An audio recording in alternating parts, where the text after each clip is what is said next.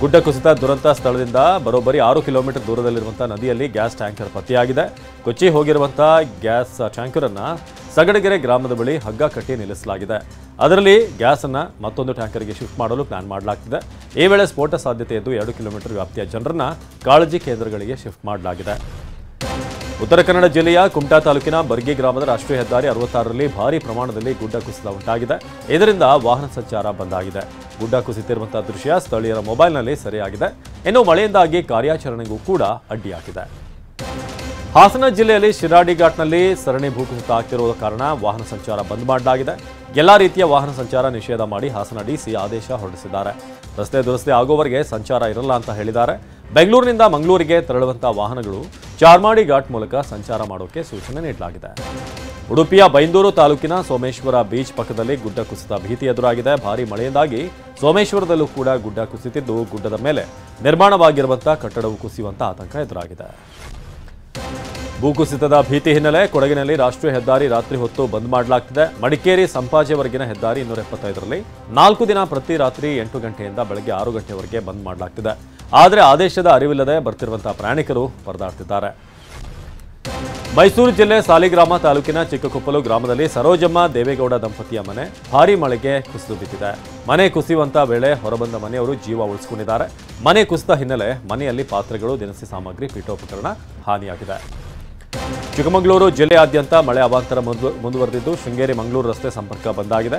ಶೃಂಗೇರಿ ತಾಲೂಕಿನ ನೆಮ್ಮಾರು ಸಮೀಪದ ಕುರದಮನೆ ಬಳಿ ರಾಷ್ಟ್ರೀಯ ಹೆದ್ದಾರಿ 169 ಸಂಪೂರ್ಣವಾಗಿ ಜಲಾವೃತವಾಗಿದ್ದು ವಾಹನ ಸಂಚಾರ ನಿರ್ಬಂಧ ಮಾಡಲಾಗಿದೆ. ಆಗುಂಬೆ ಘಾಟಿ, ಚಾರ್ಮಾಡಿ ಘಾಟಿಯ ಮೂಲಕ ಮಂಗಳೂರಿಗೆ ತೆರಳುವಂತೆ ಸೂಚನೆ ನೀಡಲಾಗಿದೆ. ಚಿಕ್ಕಮಗಳೂರು ಜಿಲ್ಲೆಯ ಕಳಸಾ ತಾಲೂಕಿನಲ್ಲಿ ಮಳೆ ಆರ್ಭಟ ಮುಂದುವರೆದಿದೆ. ಹೀಗಾಗಿ ಕಳಸದಿಂದ ಹೊರನಾಡು ಸಂಪರ್ಕಿಸುವಂತ ಹೆಬ್ಬಾಳೆ ಸೇತುವೆ ಮುಳುಗಡೆಯಾಗಿದೆ. ಜೊತೆಗೆ ಚಿಕ್ಕಮಗಳೂರು ಜಿಲ್ಲೆ ಕಳಸಾ ಪಟ್ಟಣಕ್ಕೆ ಸಂಪರ್ಕಿಸುವಂತಹ ರಸ್ತೆಗಳು ಜಲಾವೃತಗೊಂಡಿವೆ. ಬದಲಿ ಮಾರ್ಗ ಹಳ್ಳುವಳ್ಳಿ ಮೂಲಕ ಸಂಚಾರ ಮಾಡುವಂತೆ ಸೂಚನೆ ನೀಡಲಾಗಿದೆ. ಈ ಮೂಲಕ ಕಳಸಾ ಸಂಪೂರ್ಣವಾಗಿ ರಸ್ತೆ ಮಾರ್ಗ ಸಂಪರ್ಕ ಕಡಿತಗೊಂಡಿದೆ. ಕಳಸಾ ಪಟ್ಟಣಕ್ಕೆ ಸಂಪರ್ಕಿಸುವಂತಹ ಮತ್ತೊಂದು ರಸ್ತೆಯೂ ಕೂಡ ಬಂದಾಗಿದೆ. ಚಿಕ್ಕಮಗಳೂರು ಜಿಲ್ಲೆಯ ಕೊಪ್ಪ ತಾಲೂಕಿನ ಬಿಳಾಲುಕೊಪ್ಪದಿಂದ ಬಸರಿಕಟ್ಟೆಗೆ ಹೋಗುವಂತಹ ರಸ್ತೆಯಲ್ಲಿ ನೀರು ಹರಿತಾ ಇದೆ.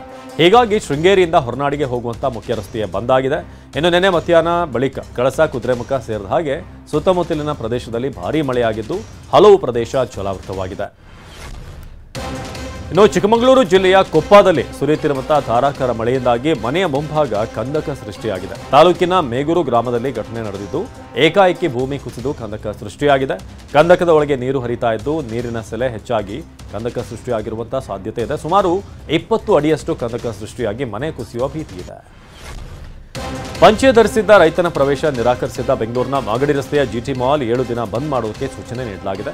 ಈ ಬಗ್ಗೆ ಸದನದಲ್ಲಿ ಮಾಹಿತಿ ನೀಡಿದ ಸಚಿವ ಭೈರತಿ ಸುರೇಶ್, ಜಿಟಿ ಮಾಲ್ ಮುಚ್ಚಿಸಲು ಬಹುತೇಕ ಶಾಸಕರ ಒತ್ತಾಯ ಹಿನ್ನೆಲೆ 7 ದಿನ ಮಾಲ್ ಅನ್ನು ಮುಚ್ಚಿಸೋದಾಗಿ ಹೇಳಿದರು. ಅತ್ತ ಸರ್ಕಾರದ ಸೂಚನೆ ತಲುಪುವ ಮುನ್ನವೇ ನಿನ್ನೆ ಸಂಜೆಯಿಂದಲೇ ಜಿಟಿ ಮಾಲ್ ಗೇಟ್ ಮುಚ್ಚಿಸಲಾಗಿದೆ.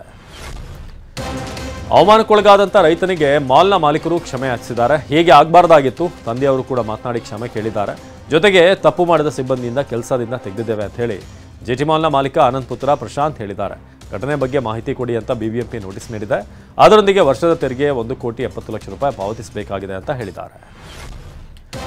ಪ್ರಧಾನಿ ನರೇಂದ್ರ ಮೋದಿ ವಿರುದ್ಧ ಆರ್ಎಸ್ಎಸ್ ಮುಖ್ಯಸ್ಥ ಮೋಹನ್ ಭಾಗವತ್ ಪರೋಕ್ಷವಾಗಿ ಕಿಡಿಕಾರಿದ್ದಾರೆ. ಪ್ರಗತಿಗೆ ಅಂತ್ಯವಿಲ್ಲ, ಆದರೆ ಕೆಲ ಜನ ಸೂಪರ್ಮ್ಯಾನ್ ಆಗಲು ಬಯಸ್ತಾರೆ, ನಂತರ ಅವರು ದೇವರಾಗಲು ಬಯಸ್ತಾರೆ, ಬಳಿಕ ತಾನೇ ವಿಶ್ವರೂಪ ಎಂದು ಹೇಳುತ್ತಾರೆ ಎಂದು ಮೋಹನ್ ಭಾಗವತ್ ಹೇಳಿದ್ದಾರೆ. ಭಾಗವತ್ ಅವರ ಟೀಕೆಗಳಿಗೆ ಪ್ರತಿಕ್ರಿಯಿಸಿದ ಕಾಂಗ್ರೆಸ್ನ ನಾಯಕ ಜಯರಾಮ್ ರಮೇಶ್, ಸ್ವಯಂ ಘೋಷಿತ ನಾನ್ ಬಯಾಲಜಿಕಲ್ ಪ್ರಧಾನಿಗೆ ಜಾರ್ಖಂಡ್ನಿಂದ ಲೋಕ ಕಲ್ಯಾಣ ಮಾರ್ಗವನ್ನು ಗುರಿಯಾಗಿಸಿಕೊಂಡು ನಾಗ್ಪುರದಿಂದ ಉಡಾವಣೆಯಾದಂಥ ಇತ್ತೀಚಿನ ಅಗ್ನಿಕ್ಷಿಪಣಿಯ ಸುದ್ದಿ ಸಿಕ್ಕಿರಬೇಕು, ಹೀಗಂತ ನಾನು ಭಾವಿಸ್ತೇನೆ ಅಂತ ಜಯರಾಮ್ ರಮೇಶ್ ಟ್ವೀಟ್ ಮಾಡಿದ್ದಾರೆ. ಕ್ರಿಕೆಟಿಗ ಹಾರ್ದಿಕ್ ಪಾಂಡ್ಯ, ನತಾಶಾ ದಂಪತಿ ವಿಚ್ಛೇದನ ಘೋಷಣೆ ಮಾಡಿದ್ದಾರೆ. 4 ವರ್ಷಗಳ ದಾಂಪತ್ಯಕ್ಕೆ ಅಂತ್ಯ ಆಡಿದಂಥ ಹಾರ್ದಿಕ್ ಪಾಂಡ್ಯ ವಿಚ್ಛೇದನ ಬಗ್ಗೆ ಇನ್ಸ್ಟಾಗ್ರಾಂನಲ್ಲಿ ಪೋಸ್ಟ್ ಮಾಡಿದ್ದಾರೆ.